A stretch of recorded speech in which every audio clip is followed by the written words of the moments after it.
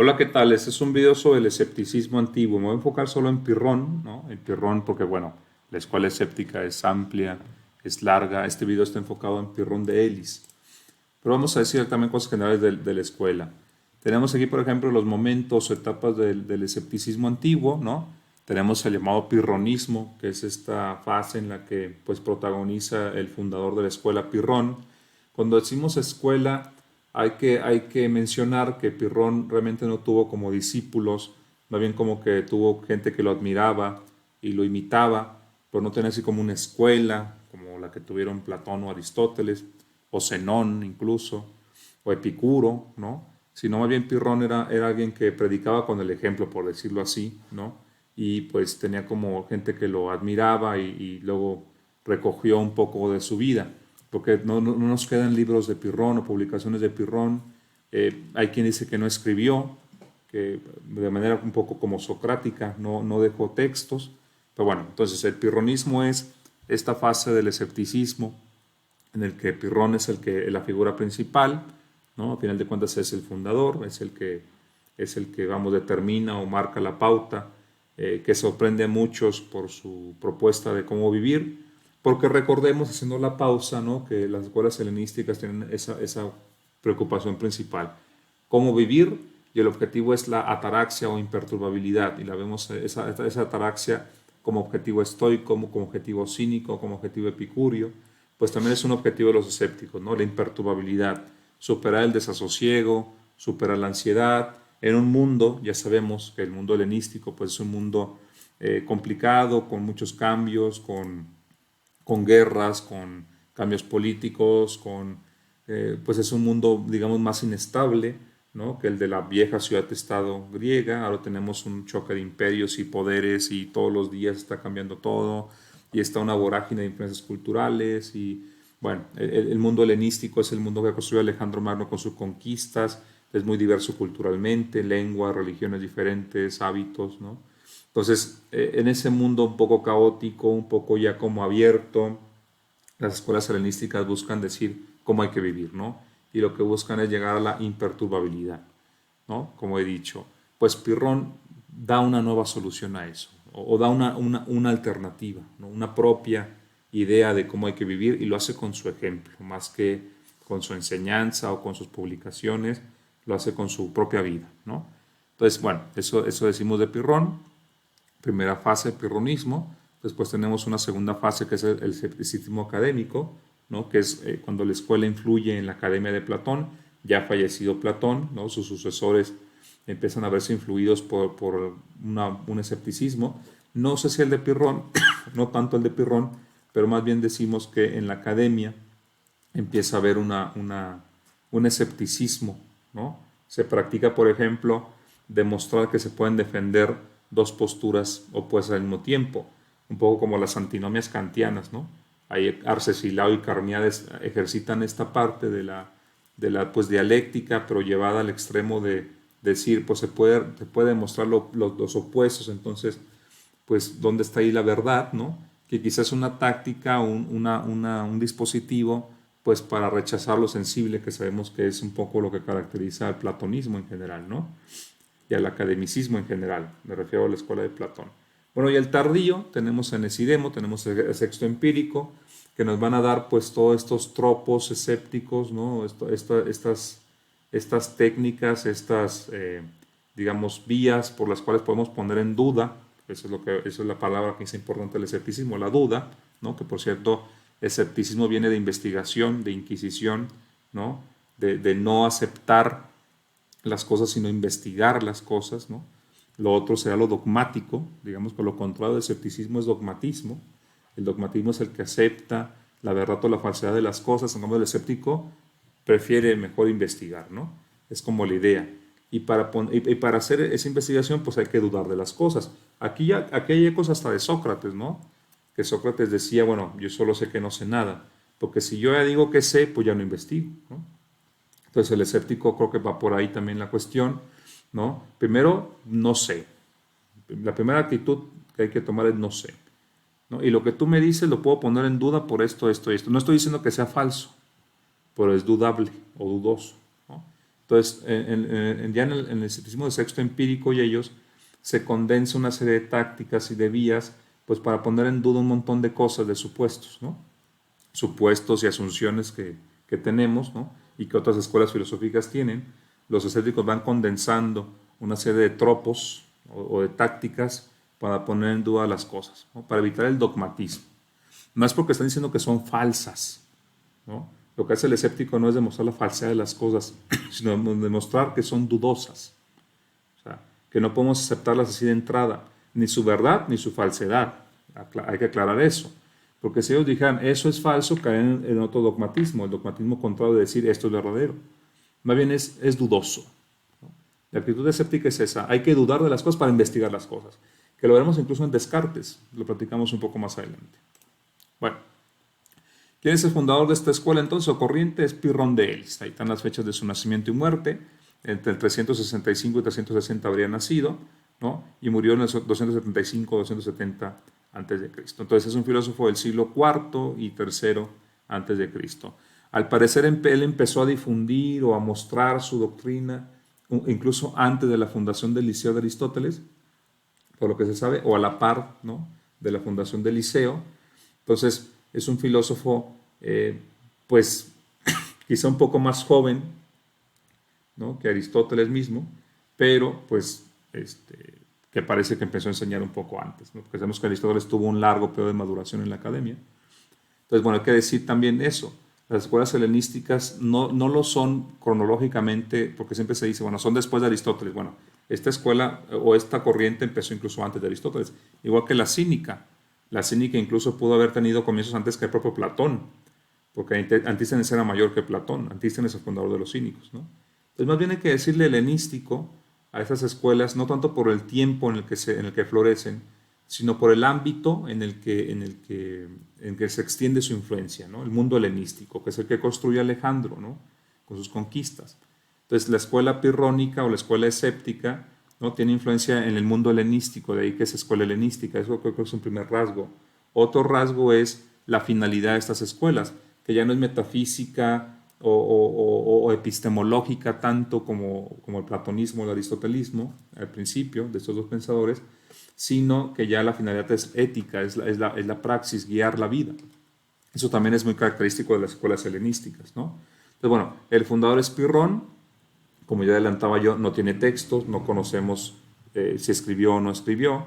Lo que sabemos es sobre su vida, ¿no? Yo creo que de él podemos destacar las siguientes influencias. Tiene influencia de los atomistas. Parece que él se educó con un Anaxarco de Abdera, que a su vez había sido discípulo de Sion de Metrodoro, que a su vez había sido discípulo, parece, de Demócrito, ¿no? Entonces, de Demócrito toma la idea Pirrón de que esto que decía aquí en las cosas, digo aquí en la lámina, ¿no? Los atomistas, al menos en la opinión de Demócrito originaria, pues los átomos no tienen propiedades secundarias. Es decir, no tienen olor, no tienen sabor, no tienen color, los átomos en sí mismos, ¿no? Ellos tienen posición, orden y figura, ¿no?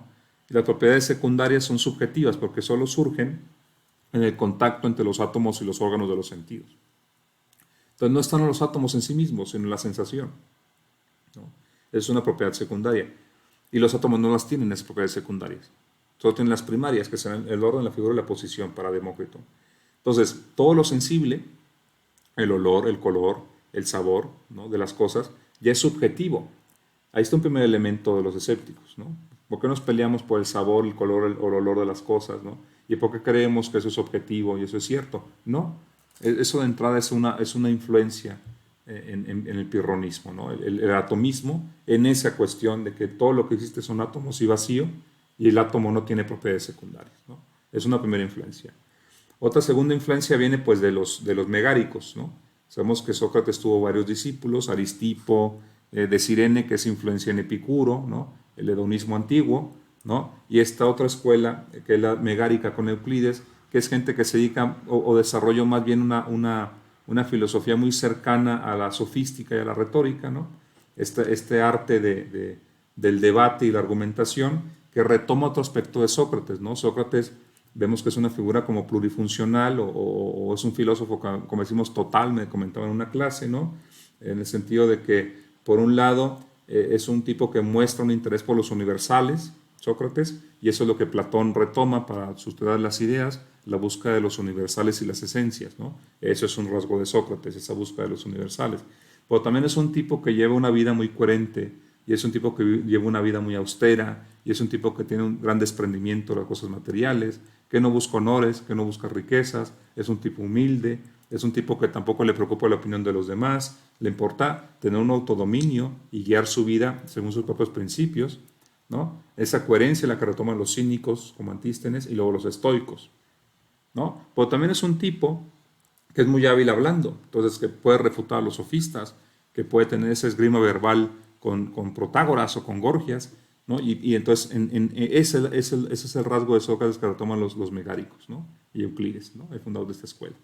Entonces desarrollan este tipo de estudios y aparece Pirrón, que como les digo, tiene influencia atomista, también tiene influencia de los megáricos en esa parte, ¿no? Pirrón es un tipo versado en retórica, versado en sofística, sabe darle la vuelta a los argumentos, sabe debatir, es bueno en esta esgrima verbal, como digo. Entonces es otra influencia importante en Pirrón, ¿no?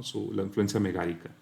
Pero quizá la más importante de sus influencias, o una de las más importantes, o la que viene a decidir las cosas aquí, es la influencia del hinduismo, ¿no? Es curioso, como con filósofo griego, con influencia hinduista o hindú, pues lo que pasa es que él estuvo en la India, ¿no? Según todos los testimonios que tenemos, y hay cierto consenso en decir que él acompañó a Alejandro Magno a Oriente, pero ahorita vamos a eso.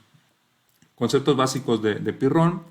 Primero, vamos para la respuesta, acuérdense que la filosofía helenística, la pregunta es cómo llegar a la felicidad, y la felicidad la entienden como imperturbabilidad, ¿no? O serenidad del ánimo o del alma, ¿no? Vamos a llegar a esa ataraxia, primero suspendiendo el juicio. Es una característica de esta escuela, la epogé, ¿no? La idea es que la realidad, como vamos a explicar ahora, es indiferenciada, es indiscernible, ¿no? Lo que está aquí como de fondo, ya sabemos que Demócrito algo así decía, ¿no? Cuando dice Demócrito que los átomos no tienen propiedades secundarias y son algo que no solo tiene propiedad de orden y figura, pues entonces los átomos tienen una como gran igualdad, ¿no? Entonces, todo lo diverso, toda la pluralidad de las cosas es como aparente, ¿no? Esa diferenciación es aparente, diríamos ahí, ¿no? Lo indiferenciado es lo que está ahí en la realidad. Entonces, eso es una idea básica aquí, ¿no? Entonces, ¿para qué nos estamos peleando sobre la realidad si es indiferenciada, ¿no? Los pleitos justamente son por aspectos, si queremos decir que la cosa es una cosa, es algo u otra cosa, que es el qué es de las cosas, pues ¿para qué nos peleamos por eso, ¿no? Entonces suspendemos el juicio. Entonces un primer camino a la ataraxia es la suspensión del juicio, llamada epogé, ¿no? No debemos turbarnos porque las cosas son aparentes, ¿no? Esta es la cuestión de la apariencia y la esencia. La esencia es inabarcable, indiferenciable, ¿no? Que yo creo que tiene que ver con conceptos hindúes también.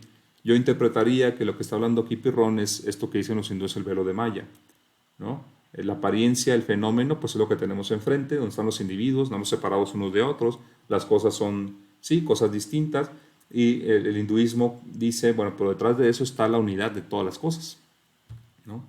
El océano sin límites de lo divino, que es el Brahman. Entonces, bueno, ese es hindúes, que ya sería tema de otro video explicar, y aparte, bueno, yo tampoco soy experto en hinduismo, tengo unas nociones nada más. Creo que es algo que retoma Schopenhauer. Schopenhauer igual dice que está el fenómeno y la voluntad, ¿no? El fenómeno es lo aparente, lo sometido al principio de individuación, que es el tiempo para él, ¿no? Y es lo que tenemos enfrente, todas las entidades sensibles individuales. Pero en el fondo solo hay una cosa, que es la voluntad, le llama Schopenhauer, ¿no? La voluntad. Está la representación, que es lo aparente, y lo esencial es la voluntad, ¿no? Por eso de ahí su libro El mundo como voluntad y representación. Son dos caras, ¿no? Del mundo. El mundo de la apariencia es la representación a lo que accedemos, a lo fenoménico, donde está la pluralidad de lo diverso, pero en el fondo, esencialmente, el mundo es voluntad. Una sola cosa, la voluntad.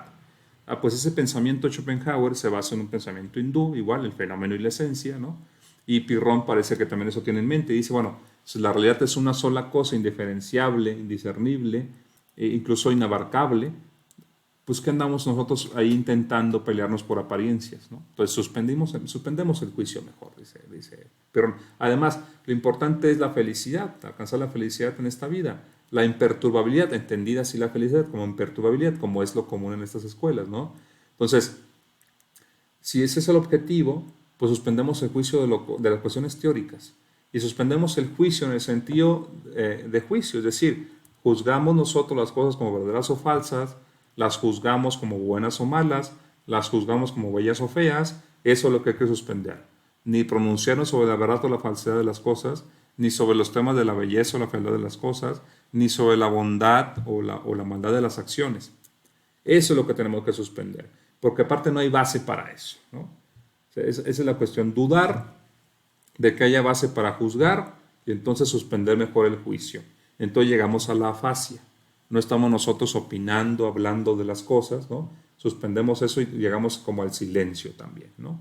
Entonces, hay que protegernos, dice ahí, de lo que nos pueda turbar o afectar, y eso es estar queriendo juzgar las cosas o las acciones, ¿no? Y también estar como queriendo defender nuestra opinión, pues con palabras o escribiendo. Entonces, mejor la afasia. Y así llegaremos a la imperturbabilidad, que es lo importante. Entonces, por encima de ganar un debate, por encima de llegar incluso al conocimiento, que se pone en duda que se pueda hacer eso, entonces está la imperturbabilidad. Esa es digamos, la médula aquí del escepticismo.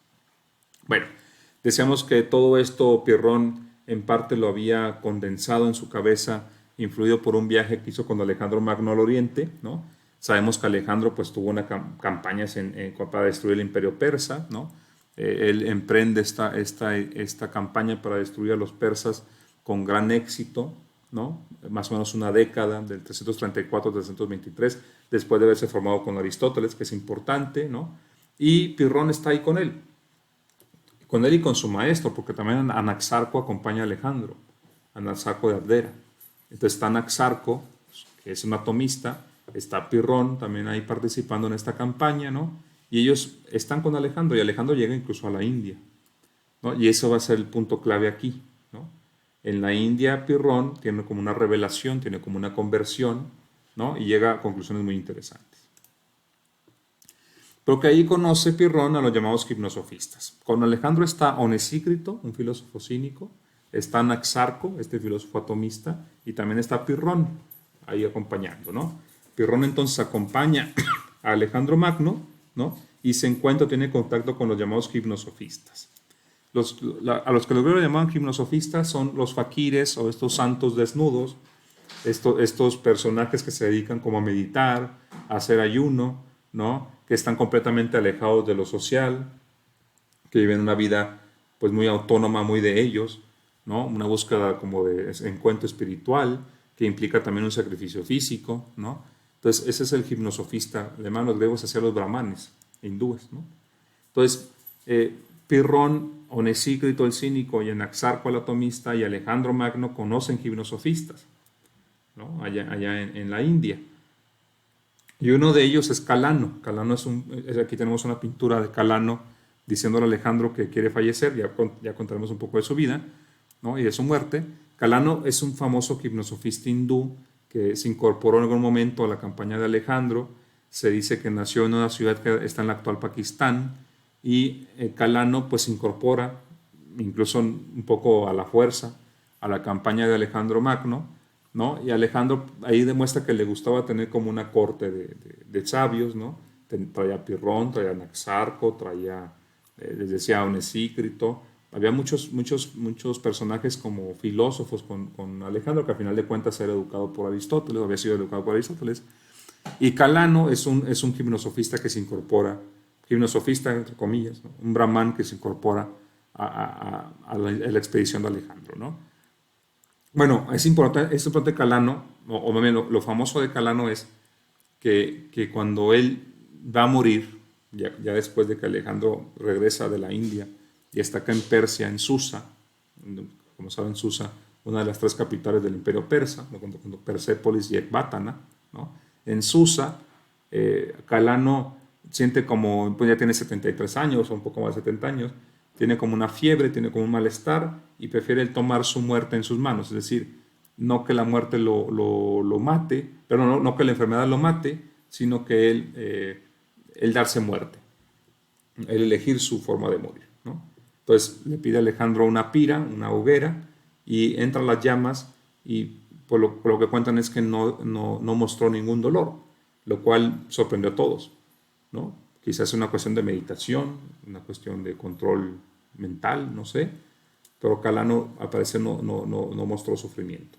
Entonces demostró así como ese nivel máximo de aparaxias, digamos, ¿no? O sea, si el objetivo es la imperturbabilidad, imagínense estar siendo consumido por las llamas y no turbarse, no sufrir o no mostrarlo. Entonces, esa es una imperturbabilidad máxima. Y eso sorprendió mucho a Onesícrito el cínico y también a Pirrón, que estaba allí presente, al parecer, ¿no? Entonces, es una influencia Calano en Pirrón. Y bueno, una historia que me gustaría destacar es esta de Dandamis, ¿no? Bueno, yo no sé si se veía así Dandamis, es una idea, ¿no?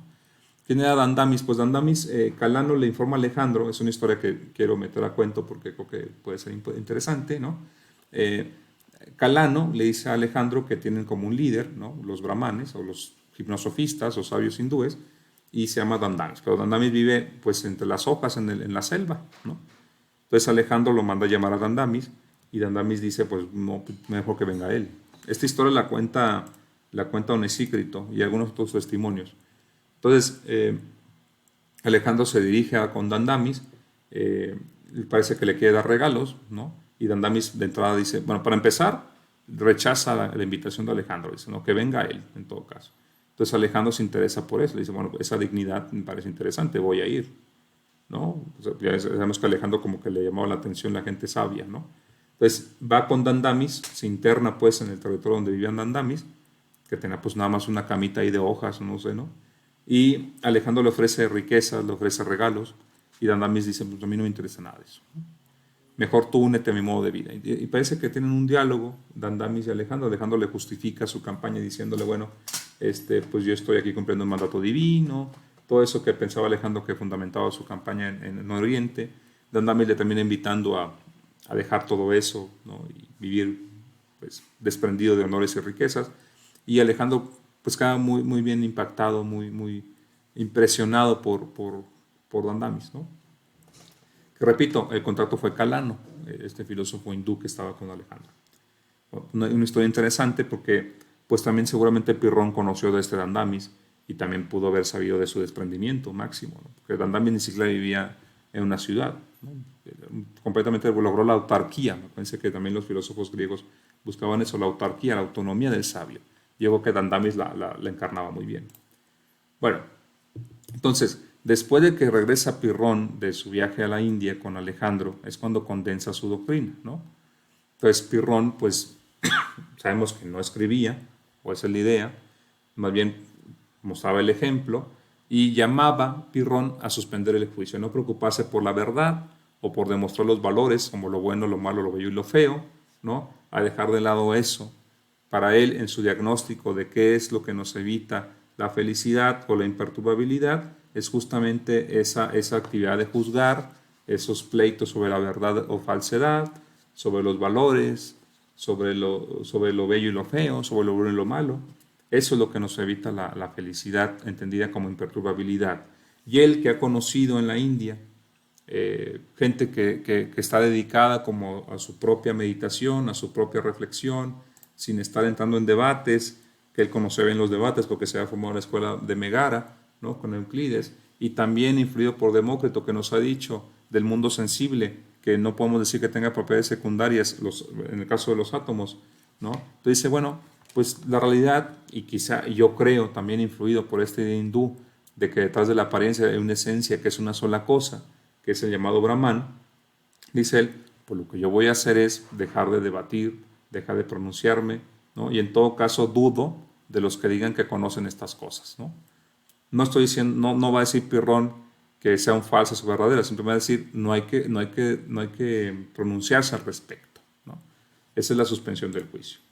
Entonces, este es el camino hacia la ataraxia de Pirrón, ¿no? Primero, hay que entender que las cosas son indiferenciadas a pesar de su apariencia, ¿no? A pesar de su apariencia diferenciada, las cosas son, en todo caso, fenómenos, ¿no? De una sola realidad indiferenciada, inmesurable e indiscriminada, ¿no?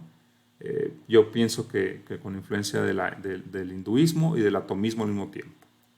Entonces, no tiene sentido que estemos debatiendo al respecto. Hay que llegar a la epogea, ¿no?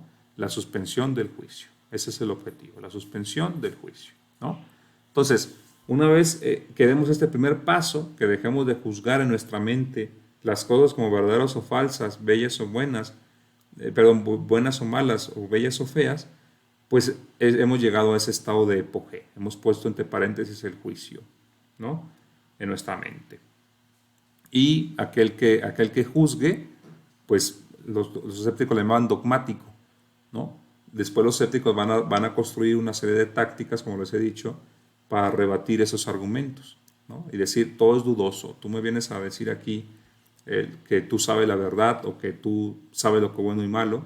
Pues yo tengo esta serie de tácticas, ¿no? Para decirte que eso que tú crees que es verdad o falso, o verdadero o falso, pues es dudoso realmente, ¿no? Entonces, bueno, tienen también esa táctica, pero en Pirrón más bien se manifestaba como suspensión del juicio, ¿no? Eso también lo lleva a la afasia. Tampoco vamos a estar ahí peleando, ¿no? Quizá en eso sí lo diferencia de otros escépticos, ¿no? A otros escépticos sí les gustaba el debate, ¿no? Como en la escuela de Euclides, por ejemplo, de Megara, ¿no? Y después en otros escépticos posteriores, ¿no? De otras fases. Pero Pirrón prefería como la afasia, como el silencio, parece, ¿no? No se pronuncia ahí, ¿no? Mejor, silencio. Entonces, con suspensión del juicio y la afasia, ¿no? En no pronunciarnos y no estar juzgando, pues llegamos a la imperturbabilidad. Así es el camino escéptico hacia la imperturbabilidad, a menos en su fase pirrónica o de Pirrón de Elis, ¿no? Entonces, se fijan, el camino es muy diferente. El estoico piensa que la imperturbabilidad no es posible porque estamos, pues sí, en desasosiego por el destino. Y el destino es algo que no controlamos, ¿no? Entonces, los estoicos piensan que la ataraxia se logra pues aceptando el destino, básicamente, ¿no? Aceptando el destino y enfocándonos en la virtud. Es lo que tenemos que hacer según el estoico, ¿no? Para los cínicos, pues los cínicos dicen, no, pues lo que los evita la imperturbabilidad o la felicidad o la ataraxia o la serenidad del ánimo son todas las convenciones sociales que nos tienen atenazados, determinados, vigilados, dicen los cínicos. Eso es lo que hay que dejar de lado. Hay que vivir practicando la parresía, la valentía, la valentía de palabra, ¿no? Y también esta adoxia, no les importa la opinión de los demás y les importa sobre todo vivir según la naturaleza, ¿no? Nuestra corporalidad nos causa vergüenza debido a las convenciones sociales, pero podemos comer donde sea, orinar y defecar donde sea, incluso satisfacer nuestro deseo sexual o impulso sexual donde sea, porque eso es lo natural. Por eso poner como símbolo al perro, ¿no? O como ejemplo al perro. Sobre todo en el caso de Diógenes. Ya sabemos que el cinismo tiene como sus fases, ¿no? Con Antístenes, con Diógenes, con Crates, con otros, ¿no? Con Hiparquía, con Onesícrito, otros, ¿no? Pero en el caso de Diógenes, que creo que es el paradigmático, pues él era un tipo que practicaba esa parresía, esta valentía en la palabra, era un tipo que mostraba el cinismo todo el tiempo, y eso, vivir según la naturaleza, que no implicaba caer en ningún exceso, porque la vida del cínico es muy rigurosa, ¿no? Solo que digamos, entorpece su propia naturaleza, y por eso mismo no cae en excesos, porque fluye naturalmente todo lo que son los impulsos, ¿no? Esa es la solución cínica. La epicuria, pues evitar el dolor, ¿no? que es como entienden el placer, como ausencia de dolor. Entonces se identifican las fuentes de dolor y las eliminan. Por ejemplo, el temor a los dioses, por ejemplo, toda esta vida pública que solo distrae y que mete en preocupaciones. Como dicen ellos, los honores y riquezas no son ni necesarios ni naturales, entonces también hay que evitar ese tipo de placeres, ¿no? Y enfocarnos en pues los placeres que son naturales y necesarios, que son los de la supervivencia, ¿no?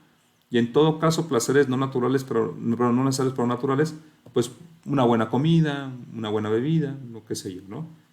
O el descanso.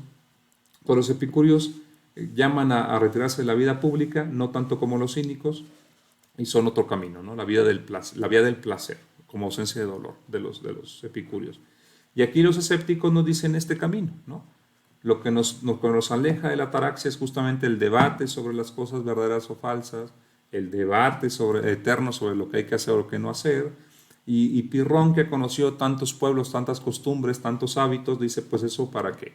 Y también ha conocido, creo yo, ideas hindúes sobre la realidad y dice, pues esto es apariencia, que también eso está un poco en Platón. Yo no sé si también por influencia de la filosofía de la India en Platón, no, eso no está como tan demostrado, ¿no? Que Platón haya estado en la India o que Platón haya tenido educación de gente influida por pensamiento de la India, pero se parece en el sentido de que Platón también nos dice que este mundo es apariencia y hay otro que es el inteligible, que donde está la esencia. Y el mismo Schopenhauer, ¿no? Sugiere que hay una afinidad entre el platonismo y el hinduismo, ¿no? De los Vedas, dice Schopenhauer, los Vedas, el platonismo y Kant, porque Kant también distingue entre el nómeno y el fenómeno.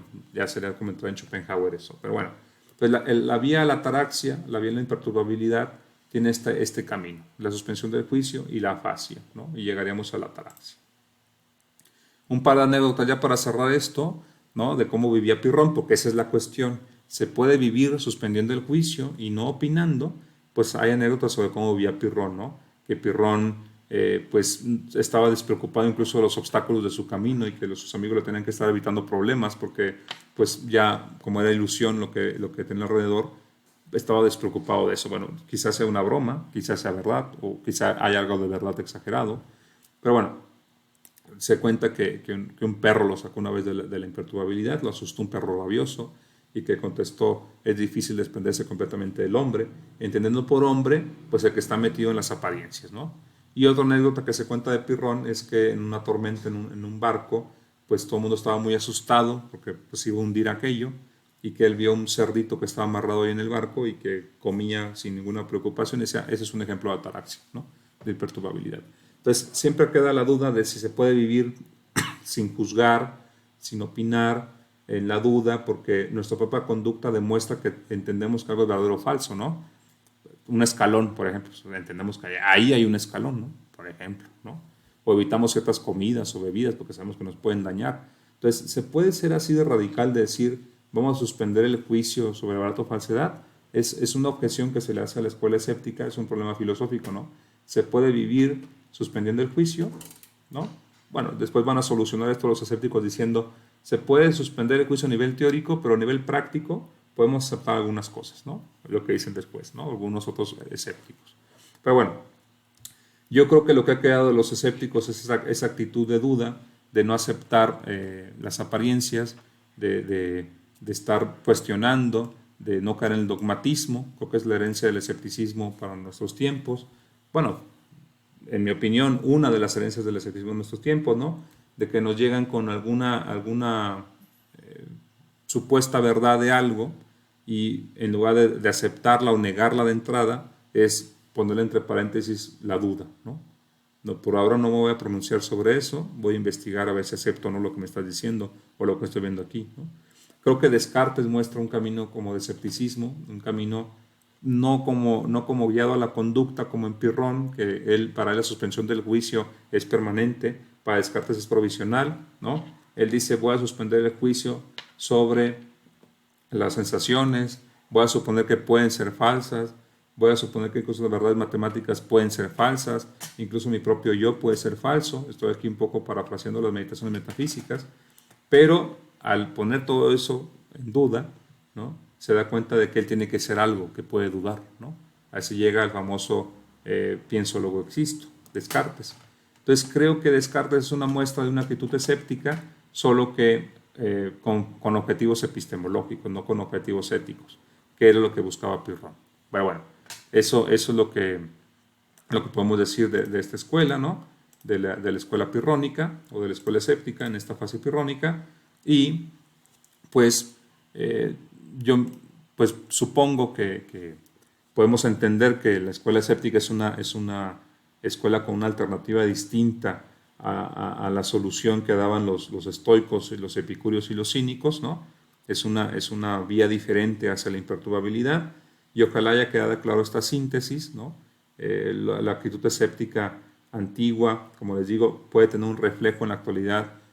El objetivo siempre va a ser no caer en el dogmatismo, en aceptar o negar alguna cosa de entrada sin tener los elementos suficientes, sino solo por inercia, ¿no? Es justamente lo que quiere evitar un escéptico, no caer en lo dogmático, ¿no? Y bueno, la próxima sesión será sobre la filosofía ecléctica y así cerraríamos nuestro curso de escuelas helenísticas. Muchas gracias y nos vemos pronto. Hasta luego.